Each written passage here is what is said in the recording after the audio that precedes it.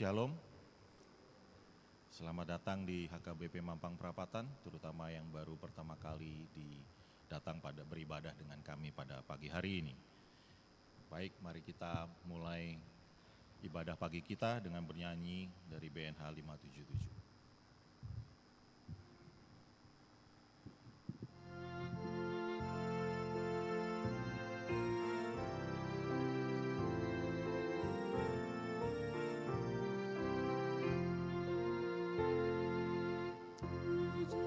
Tuhan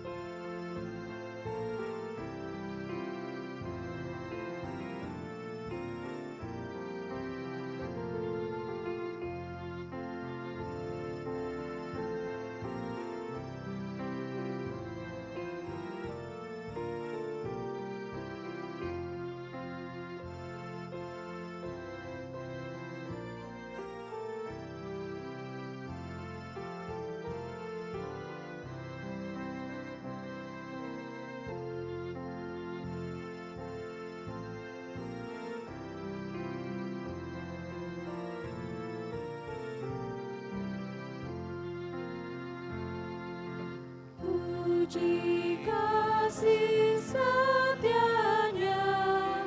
Haleluya, kemurahan hatinya. Haleluya, Allah memberi anaknya. Haleluya,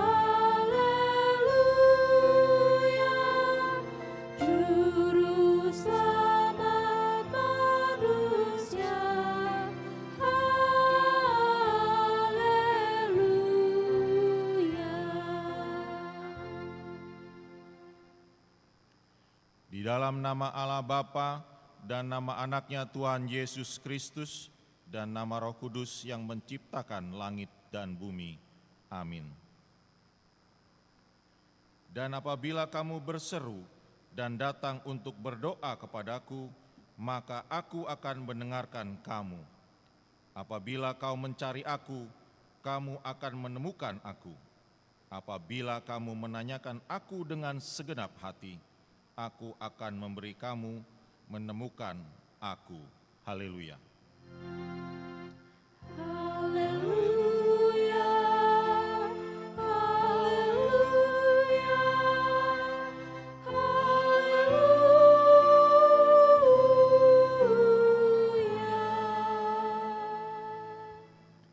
Marilah kita berdoa. Ya Tuhan Allah Bapa yang Maha Kuasa, hanya karena kasih-Mu kami sekarang dapat berkumpul dan berdoa kepadamu.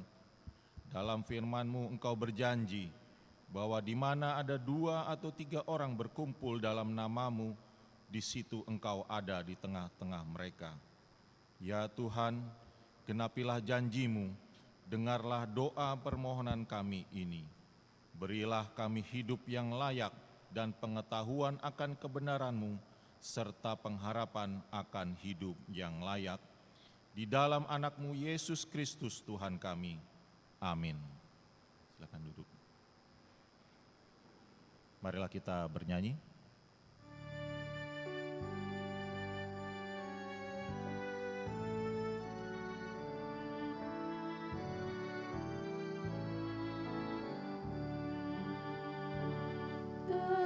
Terkadang hampir kalah karena deritanya. Dia sujud pada Tuhan, mohon bantuannya. Dan bila waktu tiba, kan hilang dukanya. Terhiburlah hatinya karena Tuhannya.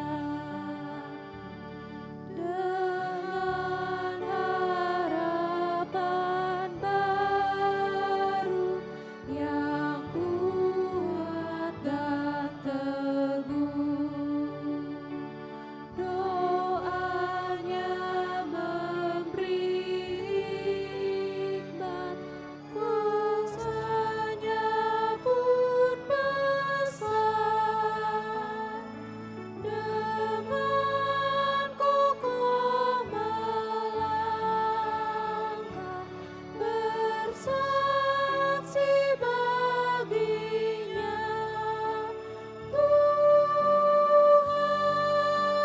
besertanya, melaksanakannya.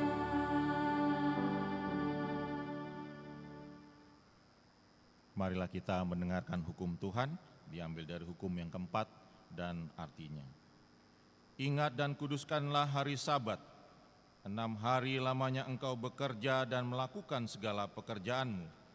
Tetapi pada hari ke-7 ialah Sabat bagi Allah Tuhanmu. Engkau tidak boleh bekerja pada hari itu, juga anakmu laki-laki atau perempuan, pembantumu laki-laki atau perempuan, ternakmu, atau orang lain yang berada di kediamanmu. Sebab Allah menciptakan langit dan bumi dan segala isinya di dalam 6 hari. Kemudian ia beristirahat pada hari yang ketujuh. Itulah sebabnya Allah memberkati hari itu dan menguduskannya. Maksudnya adalah kita harus takut serta kasih kepada Allah. Sebab itu jangan menganggap rendah akan ajaran dan firman Allah. Hendaklah kita menganggap itu kudus, dan hendaklah kita tekun mendengar dan mempelajarinya dengan gembira. Marilah kita memohon kekuatan dari Tuhan untuk melakukan yang sesuai dengan hukum-Nya. Ya Tuhan Allah, kuatkanlah kami melakukan yang sesuai dengan hukum-Mu. Amin. Marilah kita bernyanyi.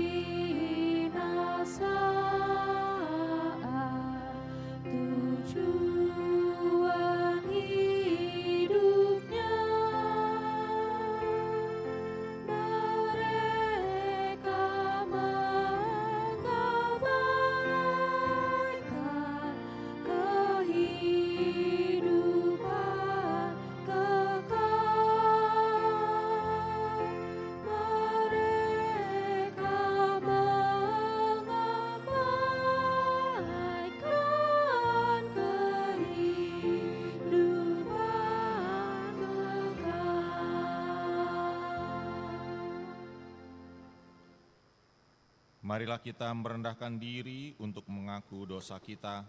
Marilah kita berdoa. Ya Tuhan Allah yang Maha Kuasa dan Maha Benar, pengasih dan penyayang, bermurah hatilah Engkau ya Tuhan terhadap kami. Kiranya Tuhan berkenan mengampuni segala dosa dan kejahatan kami. Tiada yang lain yang dapat menjadi pelindung dan penyelamat bagi kami selain dari kasih sayang dan pembenaran-Mu yang tunggal. Karena itu, karuniakanlah kami ketenangan dan penghiburan di dalam pengorbanan anak-Mu, Tuhan Yesus Kristus Juru Selamat kami. Amin.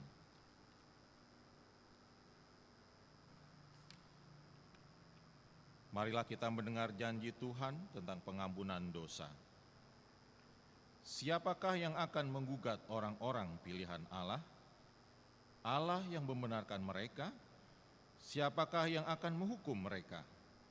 Kristus Yesus yang telah mati, bahkan lebih lagi yang telah bangkit, yang juga duduk di sebelah kanan Allah, yang malah menjadi pembela bagi kita. Demikianlah kemuliaan bagi Allah di tempat yang maha tinggi. Amin. Marilah kita bernyanyi.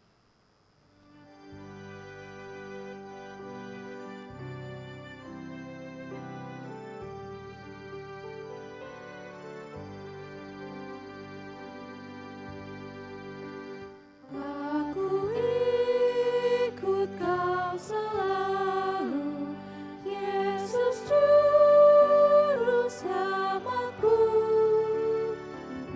takkan meninggalkan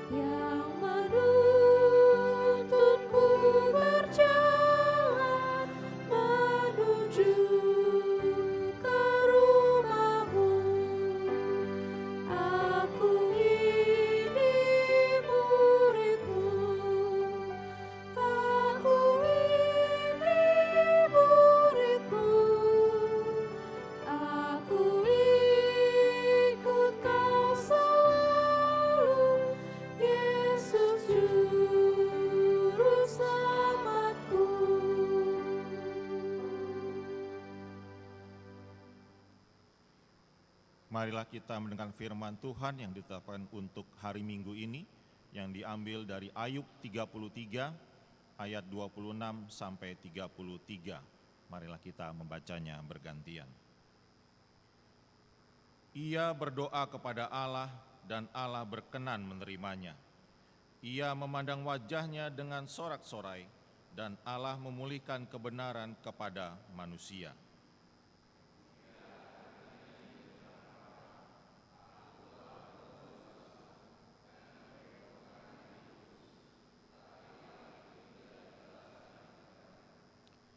Ia telah membebaskan nyawaku dari jalan ke liang kubur, dan hidupku akan melihat terang.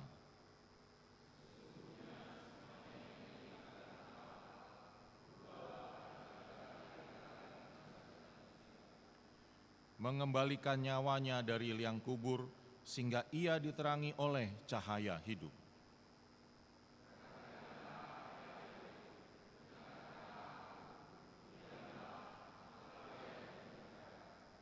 Jika ada yang hendak kau katakan, jawablah aku, berkatalah, karena aku ingin membenarkan engkau.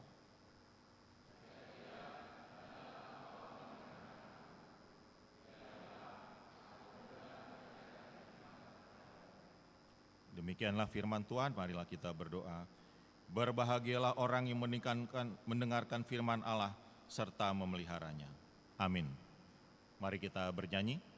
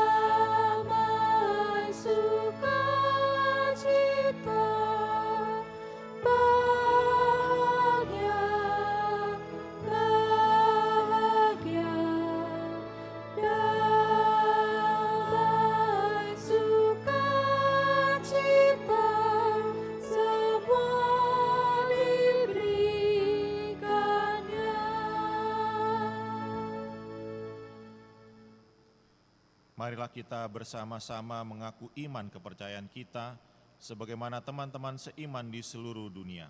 Kita bersama-sama mengucapkannya. Aku percaya kepada Allah, Bapa yang Maha Kuasa, Khalik langit dan bumi. Aku percaya kepada Yesus Kristus, Anak-Nya yang tunggal, Tuhan kita, yang dikandung daripada Roh Kudus, lahir dari anak darah Maria, yang menderita sengsara di bawah pemerintahan Pontius Pilatus, disalibkan, mati dan dikuburkan, yang turun ke dalam kerajaan maut. Pada hari yang ketiga, bangkit pula dari antara orang mati, naik ke surga, duduk di sebelah kanan Allah, Bapa yang Maha Kuasa. Dari sana akan datang kelak untuk menghakimi orang yang hidup dan yang mati. Aku percaya kepada Roh Kudus dan adanya satu gereja yang kudus dan am, persekutuan orang kudus, pengampunan dosa, kebangkitan daging, dan hidup yang kekal. Amin.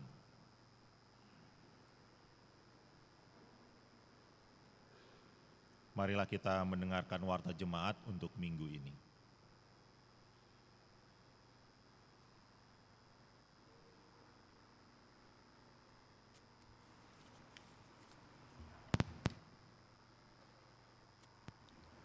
Horas, Shalom. Selamat hari Minggu untuk kita semua.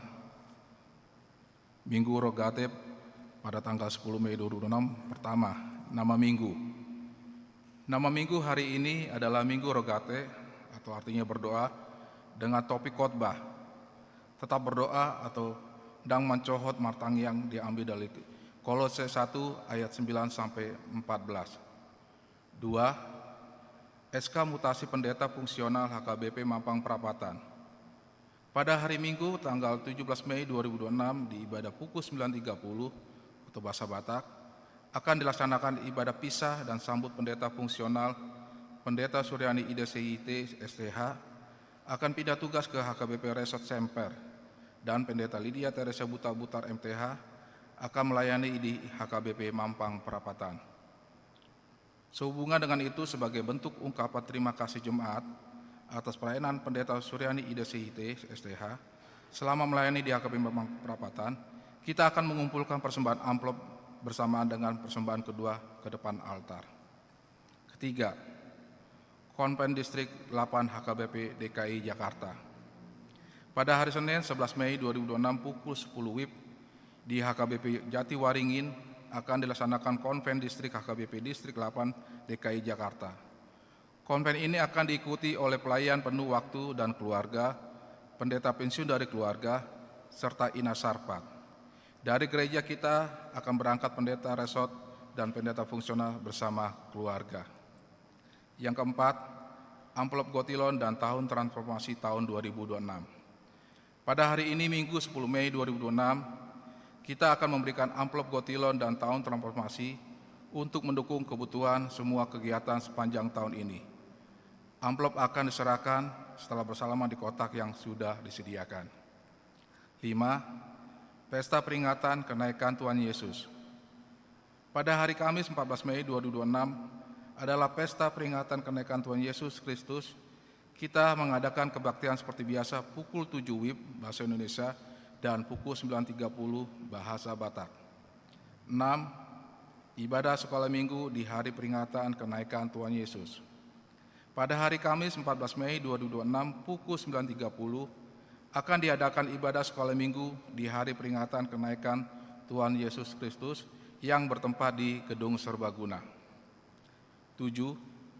Bazar Gotilon dan tahun transformasi tahun 2026. Dalam rangka mendukung kegiatan Gotilon dan tahun transformasi tahun 2026, akan diadakan penggalangan dana dalam bentuk bazar untuk setiap week. Marilah kita turut mendukung dan berpartisipasi dalam kegiatan tersebut. Jadwal bazar terlampir. 8. Seminar keluarga. Dalam rangka perayaan Pesta Gotilon dan tahun transformasi tahun 2026, pada hari Minggu 24 Mei 2026 pukul 12 bertempat di gedung gereja akan diadakan seminar keluarga dengan tema Membangun Keluarga yang Mengasihi Tuhan Sepanjang Generasi oleh narasumber Profesor Dr. Freda M. Mangunsong Siaan, MED Psikolog. Bagi warga jemaat yang ingin mengikuti kegiatan ini, wajib mendaftar ke Sintua Week paling lambat Selasa 19 Mei 2006. Diharapkan seluruh warga jemaat HKBP Mampang Perapatan untuk dapat mengikuti kegiatan ini. 9. Family Gathering Week 4. Dalam rangka pra-perayaan Pesta Gotilon dan Tahun Transformasi tahun 2026, pada hari Rabu 27 Mei 2026 akan dilaksanakan Family Gathering Week 4 yang bertempat di Bumi Perkemahan Ragunan. Diberitahukan kepada seluruh warga jemaat di Week 4 untuk dapat mendukung dan mengikuti kegiatan tersebut. Pendaftaran dapat dilakukan melalui Nyonya Silali Mawar Borsi Sirait, nomor handphone terampil dan paling lambat Jumat 22 Mei 2026. 10. Bazar Seksi Napo Sebulung. Dalam rangka mendukung salah satu kegiatan distrik yang diikuti oleh Napo Sebulung HKBP Mampang Perapatan, yaitu Turnamen Futsal Putra Piala Presses 2006, maka hari ini Minggu 10 Mei 2006 akan diadakan penggalangan dana dalam bentuk bazar setelah ibadah pukul 7 dan pukul 9.30 WIB. 11. Kunjungan Gerejawi Ina Deborah.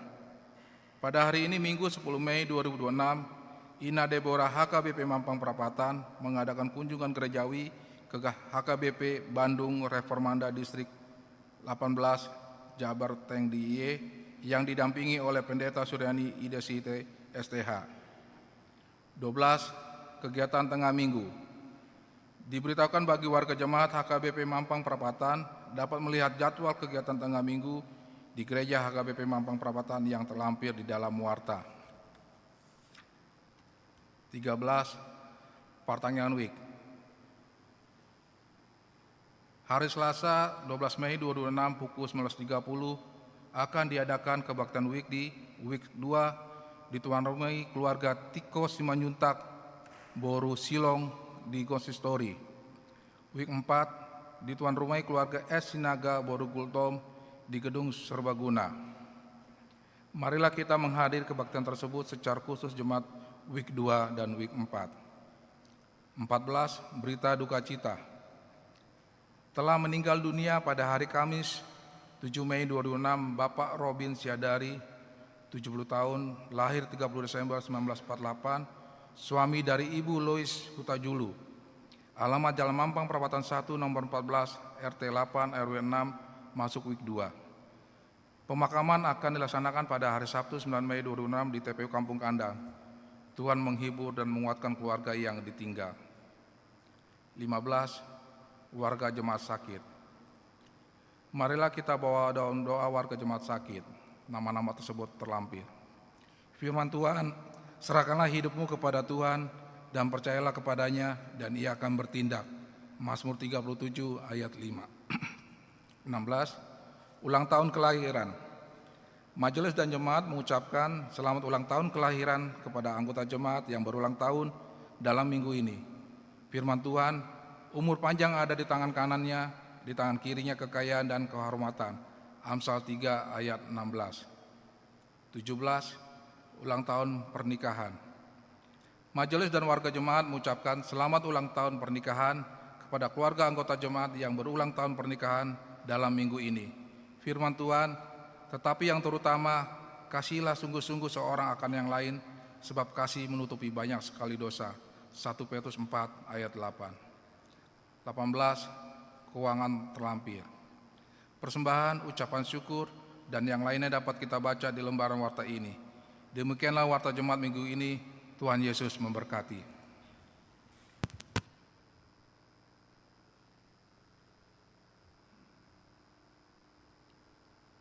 Marilah kita bernyanyi sambil mengumpulkan persembahan 1A dan 1B.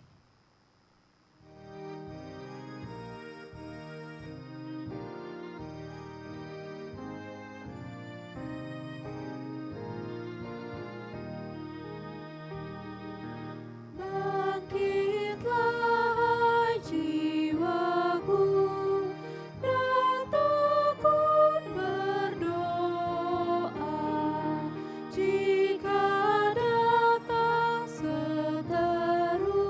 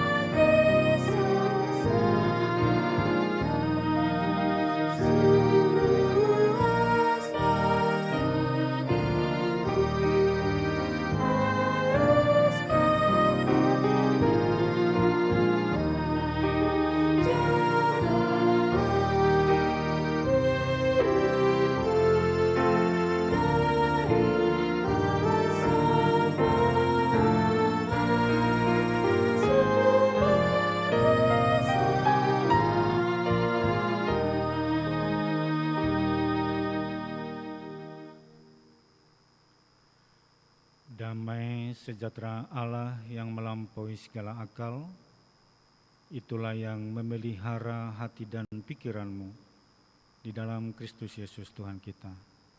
Amin. Shalom. Ibu bapa dan saudara semua yang dikasihi Tuhan, firman Allah yang akan kita dengarkan saat ini tertulis dalam Kolose 1 ayat 9 sampai 14. Saya akan bacakan, saudara-saudara dimohon untuk mengikuti dari Kolose 1 ayat 9 sampai 14, demikian tertulis. Sebab itu sejak waktu kami mendengarnya, kami tiada berhenti-henti berdoa untuk kamu.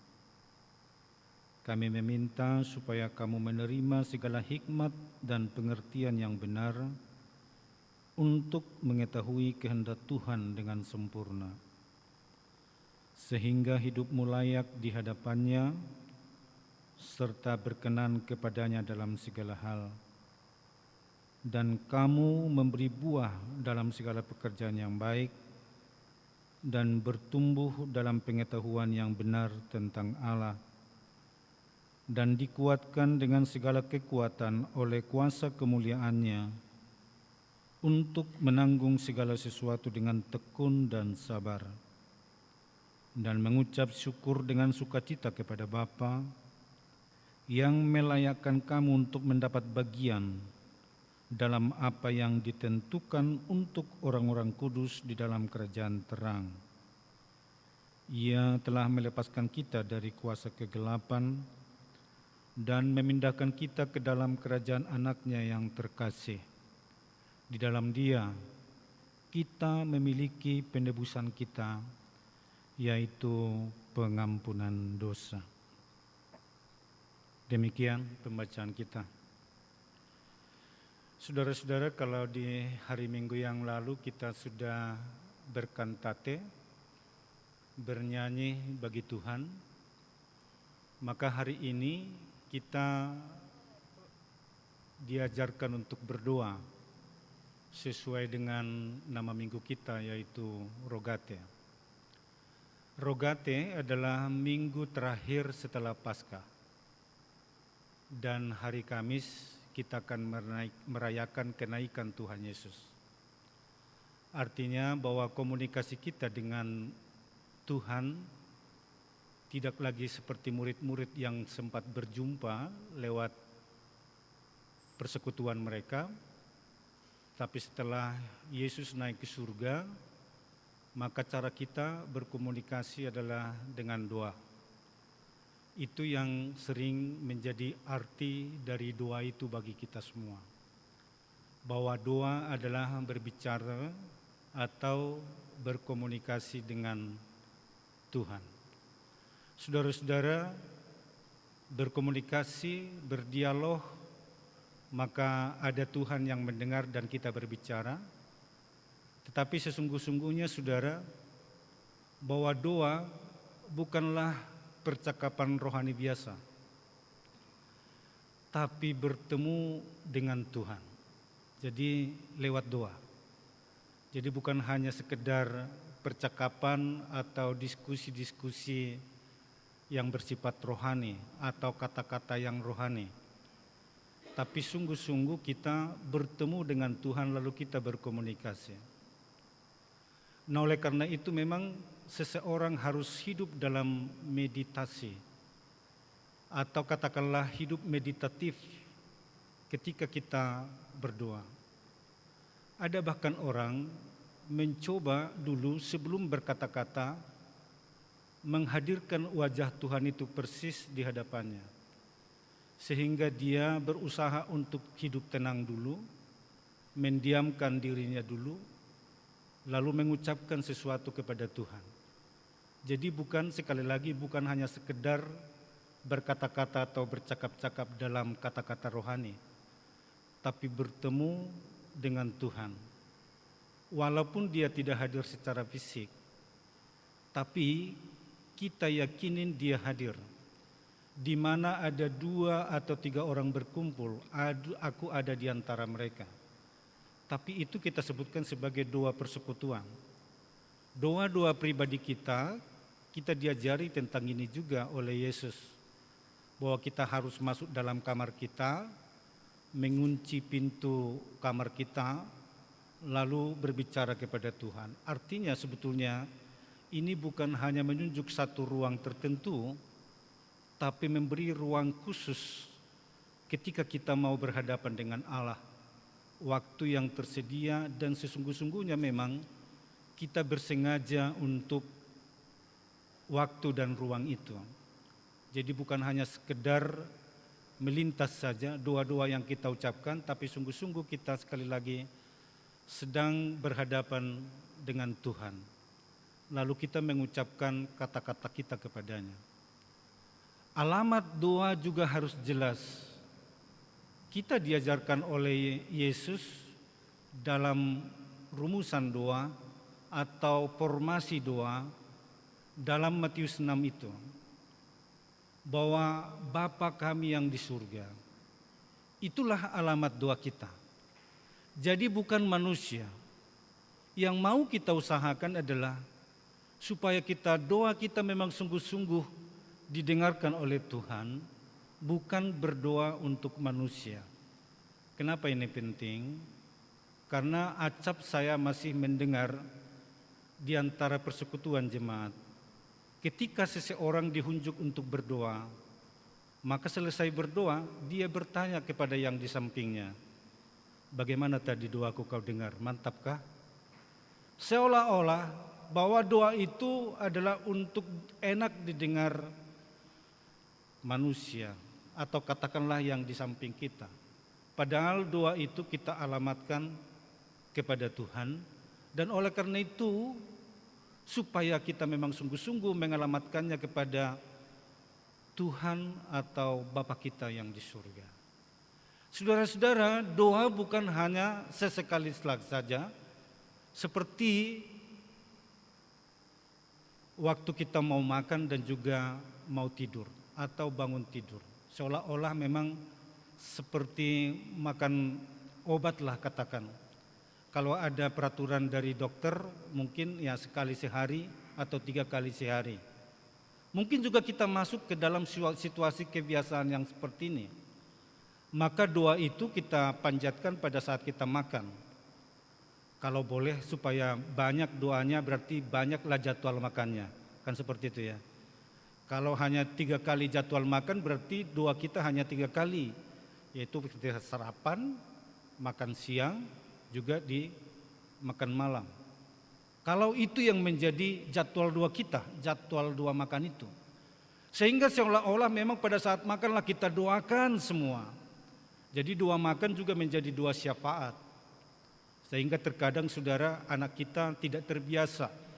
Padahal perutnya sudah lapar kan begitu ya. Padahal doa makan panjang lagi doa ini. Awalnya memang matanya terbuka. Tapi kemudian lama-lama dia sudah mencium bau makan ini. Akhirnya dia buka sedikit-sedikit matanya untuk memandang menu-menu yang ada.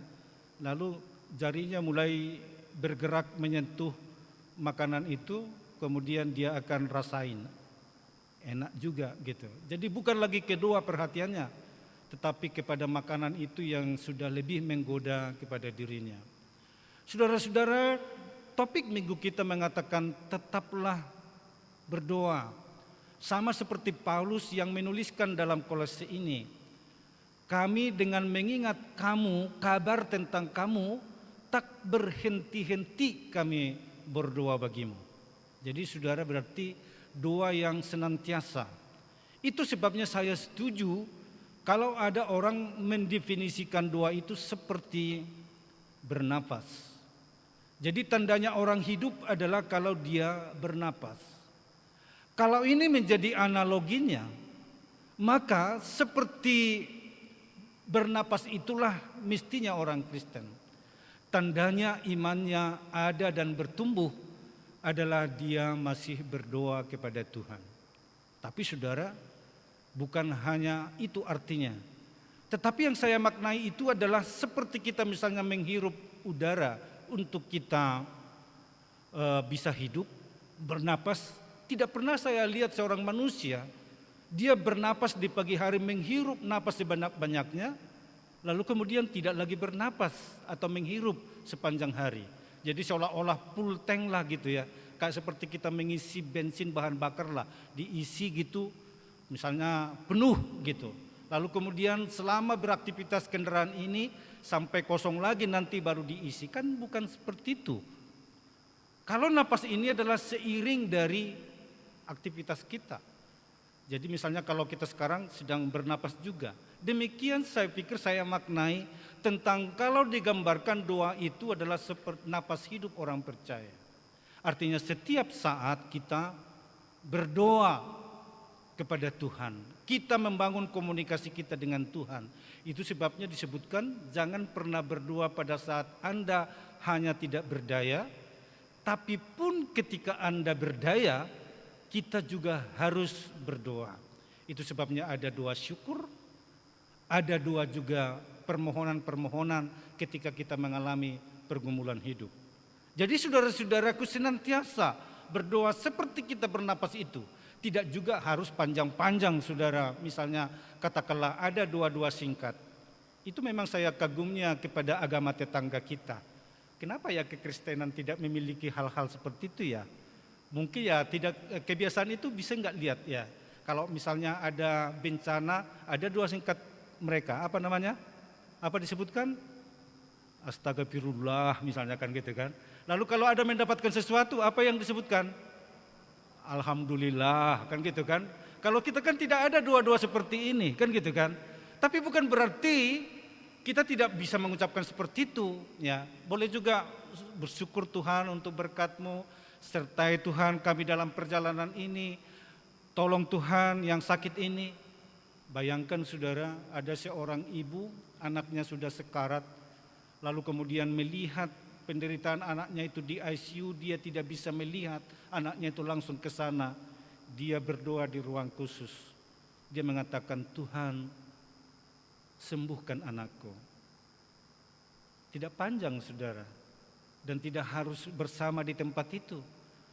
Hanya doa singkat itu aja yang terus dia ulang-ulang sampai-sampai supaya Tuhan menunjukkan mujizatnya.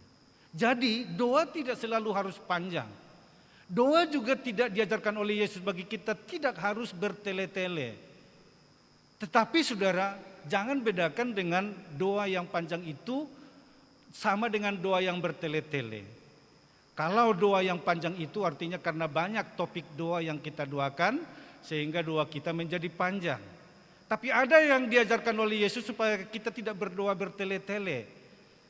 Sebab Tuhan mengetahui katanya apa yang perlu bagi kita. Kenapa? Karena memang bahaya juga yang bertele-tele ini. Saya pernah mendengar sebuah doa begini. Tuhan, tolonglah Tuhan, Tuhan, Engkau Tuhan tahu Tuhan, seperti apa kondisi kami ya Tuhan, Tuhan, Tuhan, nah gitu kan. Jadi apa yang kedengaran Amang Inang? Tuhan, Tuhan, Tuhan, Tuhan, Tuhan. Nah, jadi memang hebat pemakaian kata ini. Tuhan kalau dibalik jadi apa? Jadi hati-hati memang pengulangan kata-kata yang bertele-tele ini. Jangan-jangan kita bukan berdoa kepada Tuhan, tapi yang berdoa kepada siapa? Ya, karena apalagi bagi kita orang Batak ini sepertinya memang bersaing ini antara begu dengan Tuhan. Seolah-olah begitu kan. Kita masih, walaupun kita sudah bebas dari primitivisme, tapi seringkali juga menghantui setiap kita. Terkadang kita percaya kepada Tuhan tapi plus juga kepada arwah nenek moyang kita. Kan begitu kan? Jadi mudah-mudahan kita orang-orang Jakarta ini di zaman modern ini tidak lagi ada kebiasaan yang seperti itu. Nah, mestinya memang seperti itu saudara-saudara. Berdoa dengan sungguh-sungguh kepada Tuhan, mengutarakan apa yang perlu kepada Tuhan, tapi ternyata itu bukan hanya menyangkut pribadi kita. Jadi bayangkan kalau Paulus di sini, ketika kami mendengar kabar itu, kabar siapa? Kabar jemaat Kolose. Tentang apa jemaat Kolose ini? Ada kabar dari Epaphras yang mengatakan bahwa jemaat Kolose ini tekun dalam iman dan juga berbagi kasih kepada saudara. Jadi iman dan perlakuan kasih. Paulus mengatakan dalam ayat 9, ketika kami mendengar kabar itu, kami tak berhenti-henti berdoa. Jadi kalau ayat kita hari ini berarti doa itu bukan hanya menyangkut kepentingan pribadi kita. Bukan hanya itu. Tetapi ada yang disebut dengan doa syafaat. Syafaat itu apa artinya, Mang Inang? Syafaat itu artinya kita menjadi perantara mendoakan kepentingan orang lain. Tetapi memang sungguh-sungguh kita menyatu dengan sebuah persekutuan itu, dengan orang lain yang kita doakan itu. Bisa menyelami sehingga kita bisa mewakili pribadinya atau persekutuan itu untuk mendoakan sesuatu yang penting bagi Tuhan. Ketika saya mengingat kamu, kata Paulus, mendengar berita itu, tak berhenti-hentinya kami berdoa. Saudara, ini yang disebut dengan pelayanan kasih sebetulnya. Jadi kalau kita saudara-saudara sebagai jemaat yang hidup dalam persekutuan, kasih itu tidak hanya selalu harus menjumpai atau memberi sesuatu. Mendengar kabarnya, mendengar berita tentang dia, kita doakan. Maka sangat dekat sebetulnya persahabatan itu. Dan ini menjadi juga pekerjaan Tuhan. Saudara kita bekerja melayani Tuhan tidak harus hanya dengan kata-kata khotbah seperti ini. Atau kita bagian dari kepengurusan satu kategorial. Tapi kalau kita juga menjadi pendoa-pendoa bagi jemaat kita. Atau bagi pelayan-pelayan Tuhan. Artinya kalau Paulus di sini yang mendoakan jemaat, bagaimana juga saudara-saudara jemaat mendoakan para pelayannya.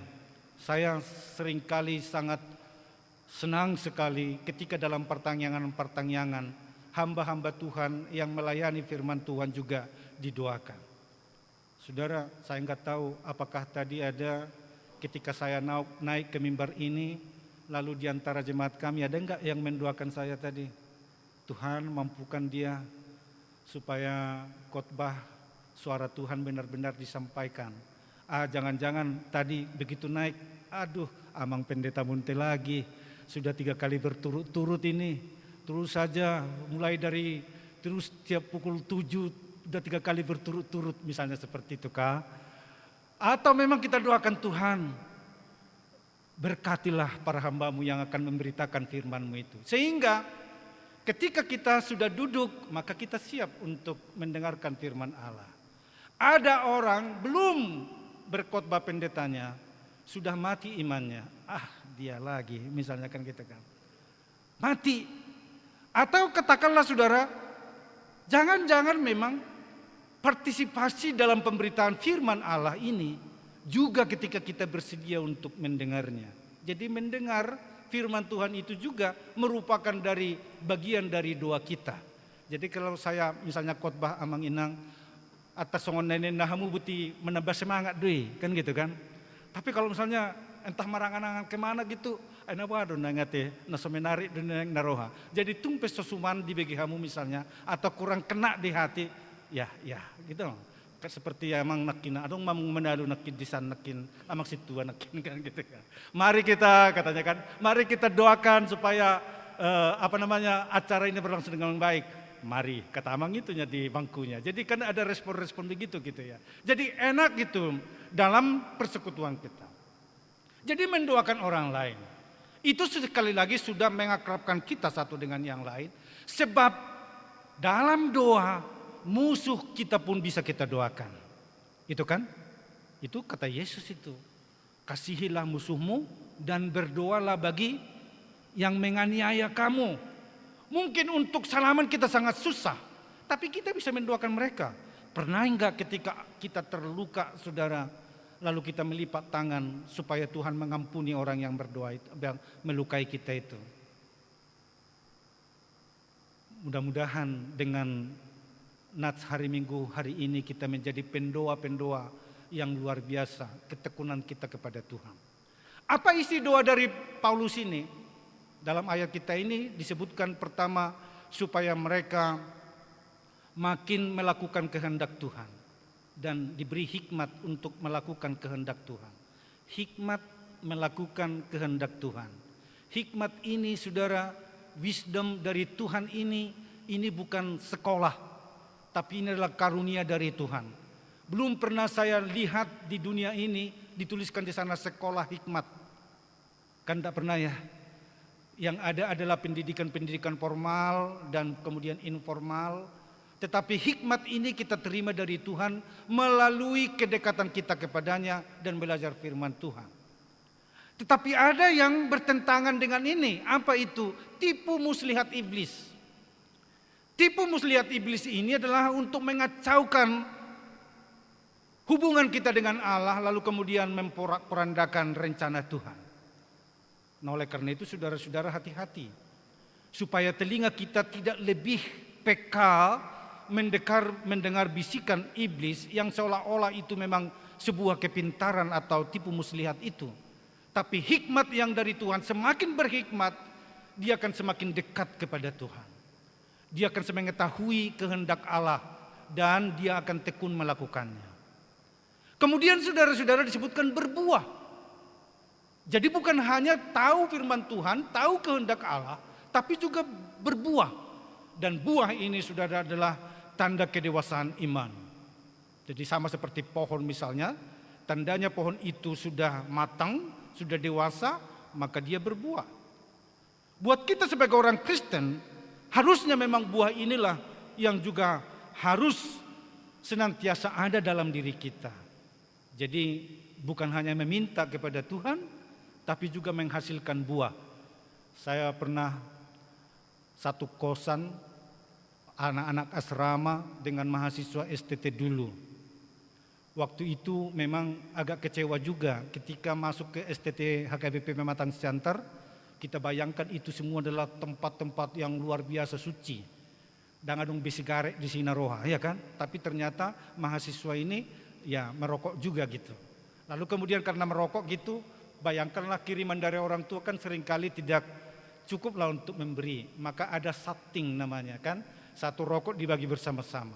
Tapi ada juga kerjanya hanya meminta dan main tangannya ini pula sambil dia bicara, ketemu dengan rokok orang lain itu hanya untuk menekan ada masih enggak isinya. Kan gitu kan, jadi pinter dia sambil cerita, wah tadi itu Pak dosen kita itu hebat sekali dia ngajar gitu. Tapi tangannya ini maju terus, pek. Oh adung dope, sabatang dah leh katanya, sabatang. Itu rokok itu sebetulnya yang mau dicapainya. Lalu kawannya ini bilang, aitung tuhor selisehali, asa di botoho argani sigaret. Kan gitu kan, asa botoho wargana, kan katanya gitu. Jadi artinya bukan hanya meminta, sesekali kita perlu juga gitu ya kan.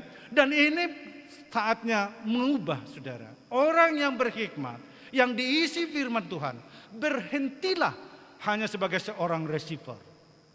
Kita harus sekali menjadi giver, pemberi. Pemberi apa? Memberi buah.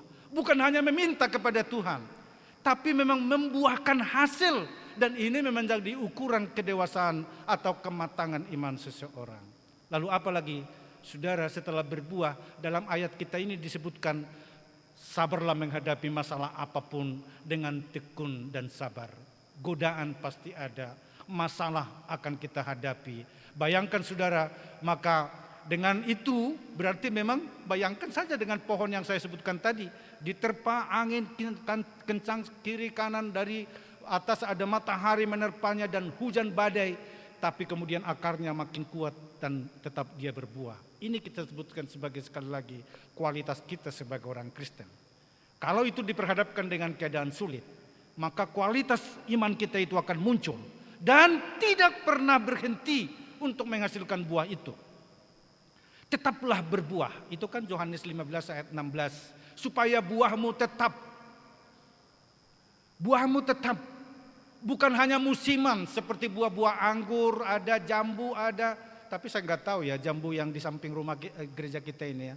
Kalau saya perhatikan ini ada berhentinya enggak ya berbuah ya. Karena setiap saat dia berbunga. Saya nggak tahu apakah, belum pernah saya rasain sih kan gitu ya. Ya tapi kayak sepertinya terus saja dia gitu ya. Jenis apa ya dia ya.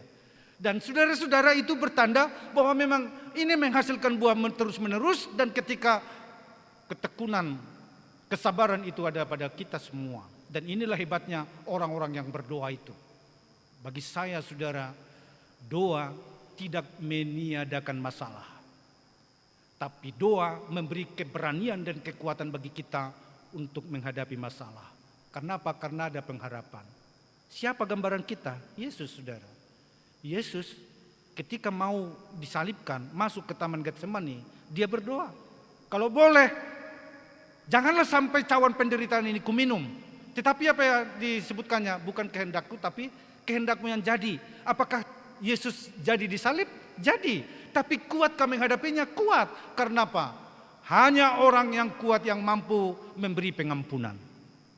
Kalimat pertama dari Yesus pada saat dia disalib, ya itu yang kita dengarkan. Ya Bapa, ampunilah mereka sebab mereka tidak tahu apa yang mereka perbuat. Bahkan ada orang-orang sebelum disalibkan, ibu-ibu Yerusalem, ibu-ibu yang menyertai dia dari sampai ke penyaliban itu, menangisi dia.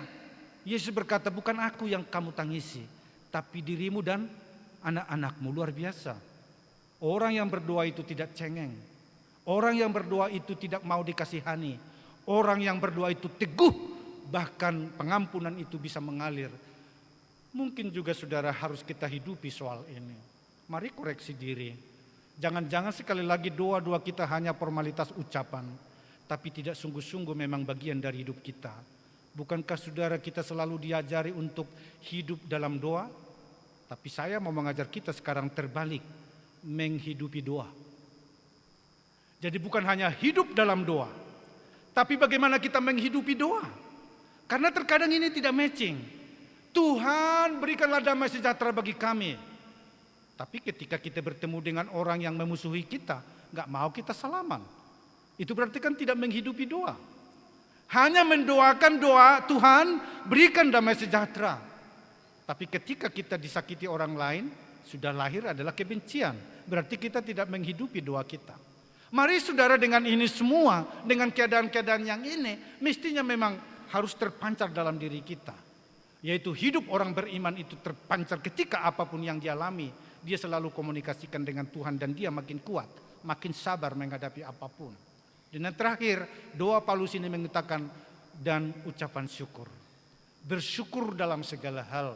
Sebab pasti saudara, baik yang pahit maupun yang manis, semua itu ada manfaatnya dalam diri kita. Saya katakan di pertanyaan kita, tidak mungkin kita tahu yang manis itu manis kalau tidak ada yang pahit. Karena ada yang pahit maka saya tahu ada yang manis. Saya tidak akan tahu bagaimana enaknya hidup senang kalau saya tidak pernah susah. Nah, oleh karena itu saudaraku, berarti dua-duanya harus disyukuri. Baik ketika duka cita terjadi, masalah terjadi, sebab itu bisa menjadi pembelajaran bagi kita. Belajarlah dari orang Israel yang keluar dari Mesir ke tanah perjanjian itu. Mereka gagal sekolah padang gurun. Itu harus dicatat saudara. Mereka tidak pernah berhasil dengan sekolah padang gurun itu. Justru yang ada adalah sungut-sungut. Dan ingat berapa orang yang sampai ke tanah perjanjian? Hanya sedikit saja saudara. Kenapa? Karena sekolah padang gurun itu tidak berhasil mereka lewati. Nah, oleh karena itu mengucap syukurlah menjadi tanda salah satu respon kita adalah melalui doa-doa kita. Oleh karena itu mari saudara, dalam segala keadaan itu berarti kita harus senantiasa berdoa seperti yang kita sebutkan tadi. Tetapi mohon juga supaya mendoakan orang lain itu menjadi ketekunan kita juga. Bayangkan saudaraku bahwa memang kalau kita sebutkan formasinya adalah doa Bapa kami, ingatlah rumusannya. Alamatnya saya sudah katakan tadi, 3 permintaan yang pertama adalah dialamatkan kepada Tuhan, 3 permintaan mengarah kepada kita dan kebutuhan sesama kita, 3 kemudian yang lain adalah kepada Tuhan dan ditutup dengan amin. Itu rumusan doa Bapa kami itu. 3 permintaan yang menyangkut kita adalah menyangkut kebutuhan masa kini kita, masa lalu kita, dan masa depan kita. Berikanlah kami pada hari ini makanan kami secukupnya, kebutuhan hari ini. Dan ampunilah kami akan kesalahan kami, kebutuhan masa lalu kita. Dan jangan membawa kami ke dalam pencobaan. Itu masa depan kita, saudara. Jadi walaupun 3 rumusan singkat-singkat, tapi itu semua menyangkut kebutuhan kita. Masa kini kita Tuhan bereskan, masa lalu kita Tuhan tanggung, masa depan kita Tuhan jamin. Dengan demikian saudaraku, memang ini menjadi bagian dari persekutuan kita. Oleh karena itu, saudara-saudara, rajinlah berdoa. Berdoa kepada Tuhan. Acap yang menjadi kelemahan kita adalah mengatakan banyak persoalannya, tapi sangat sedikit berdoa. Kalau saya rasakan banyak pergumulan, maka juga saya harus banyak berdoa. Mestinya begitu. Sebab tidak ada satu persoalan pun yang Tuhan tidak izinkan, tetapi juga tidak Tuhan biarkan. Dia tanggung dan Dia akan sertai menjalani hari-hari kehidupan kita. Amin. Mari kita berdoa. Allah Bapa kami di surga, terima kasih untuk firman-Mu yang sudah menyapa kami saat ini. Kiranya seperti Paulus yang mendoakan jemaat Kolose, dan itu menjadi doa yang tiada henti. Biarlah kami juga hidup dalam doa yang seperti ini. Ketika kami mengingat orang lain, mendengar kabar tentang sesama jemaat-Mu. Oleh karena kesibukan barangkali kami tidak boleh berjumpa langsung. Tapi doa kami panjatkan mensyafati jemaat-Mu atau teman-teman kami, anggota keluarga kami yang jauh dari kami. Sehingga sungguh-sungguh semuanya hidup dalam perlindungan Tuhan. Saat ini juga Tuhan kami berdoa untuk seluruh jemaat-Mu yang sedang mengalami sakit penyakit. Engkau ulurkan tangan-Mu, angkatlah penyakit yang ada dalam tubuh mereka. Berkati makanan minuman, serta Engkau berikan kesembuhan. Kami juga berdoa untuk jemaat-Mu keluarga almarhum Amang Siadari yang sudah Kau panggil. Tentu keluarga ini berduka. Bapa dalam surga, hadirkan penghiburan-Mu melalui Roh Kudus-Mu yang senantiasa menjagai hati pikiran mereka dan mengubahkan duka cita mereka menjadi sukacita yang berisi puji-pujian ke depannya. Kami juga berdoa Tuhan untuk anggota jemaat-Mu yang sedang merayakan ulang tahun dalam minggu ini. Kami percaya bahwa umur panjang sungguh-sungguh memang ada di tangan kanan-Mu, dan di tangan kiri-Mu ada kehormatan dan kekayaan. Limpahkanlah itu kedua tangan-Mu untuk memberkati jemaat-Mu yang sedang berulang tahun. Bila ada yang mereka masih tetap doakan dan mereka nantikan, Allah Bapa di surga, sungguh pengasihan-Mu kami nantikan. Kiranya Engkau memberinya itu indah pada waktunya. Kami juga berdoa Tuhan untuk Ina Deborah yang sedang dalam perjalanan sekarang menuju Bandung Reformanda. Bapa dalam surga, sertai mereka dalam perjalanan hingga boleh melayani melalui pujian syukur bersama-sama persekutuan jemaat-Mu di hari Minggu ini. Allah Bapa di surga, kami juga berdoa untuk anak-anak kami dari anak kecil hingga yang sudah dewasa, sertai mereka dalam beraktivitas, yang tinggal bersama orang tua pun yang jauh karena kuliah atau pekerjaan. Dimanapun mereka berada Tuhan, terbayang wajah mereka satu-satu di hadapan kami sekarang. Allah Bapa di surga, Engkau berkati anak-anak kami, sehingga generasi-generasi yang takut akan Tuhan dan senantiasa Tuhan jagai, berkati mereka, jaminlah masa depan mereka. Allah Bapa di surga, kami juga mau berdoa untuk setiap kegiatan program pelayanan gereja ini. Tuhan memberkati dan Engkau mendorong kami semua anggota jemaat-Mu untuk hadir berpartisipasi aktif. Apapun yang kami berikan Tuhan, kiranya itu semua berkenan kepadamu, menjadi dukungan kami yang sangat baik untuk menunjang seluruh program pelayanan dan kegiatan di tengah-tengah gereja-Mu ini. Allah di surga, sebentar lagi kami akan pulang, sertai kami dalam perjalanan. Biarlah hari ini akan kami sambut dan isi dengan sukacita damai sejahtera yang dari-Mu. Terpujilah Engkau kekal selama-lamanya. Di dalam Kristus Yesus kami berdoa. Amin. Mari kita bernyanyi sambil mengumpulkan persembahan kita. Di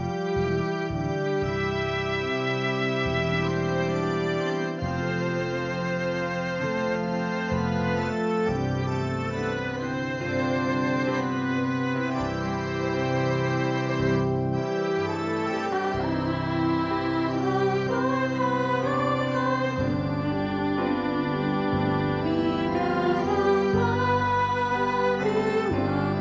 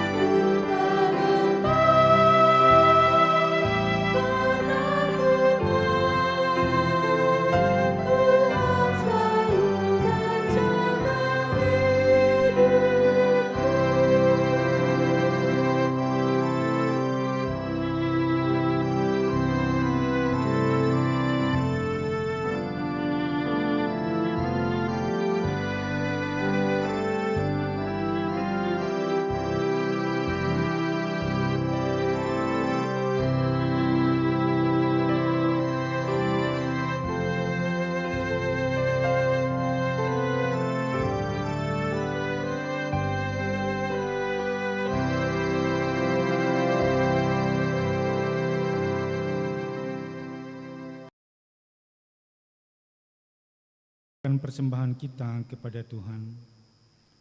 Ya Allah, Bapa kami yang di surga, segala masing-masing. Sebagian daripada karunia itu kami serahkan kembali sebagai persembahan kepada Tuhan. Terimalah dan berkatilah persembahan umat-Mu ini. Pekerjaan dan pelayanan kerajaan Tuhan di dunia ini. Bukalah hati kami untuk mengenal betapa banyak berkat dan karunia yang kami peroleh dari Tuhan, supaya kami senantiasa bersyukur kepadamu. Dalam nama Yesus Kristus Tuhan kami. Amin.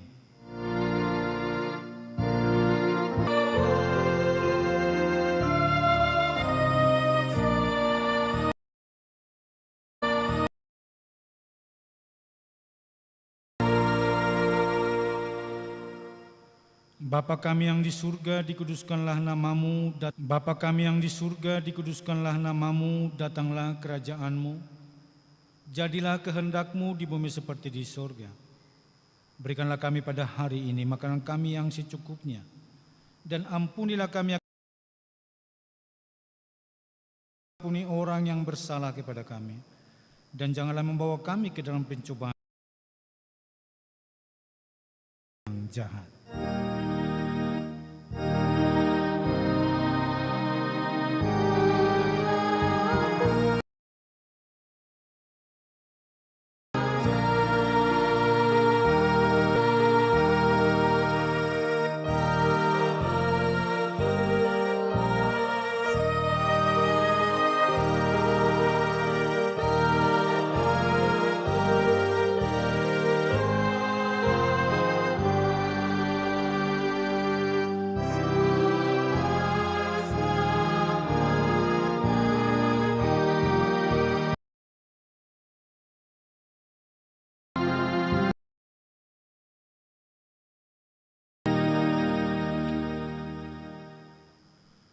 Tuhan memberkati engkau dan melindungi engkau. Tuhan menyinari engkau dengan wajah-Nya dan memberi engkau kasih karunia. Tuhan menghadapkan wajah-Nya kepadamu dan memberi engkau damai sejahtera.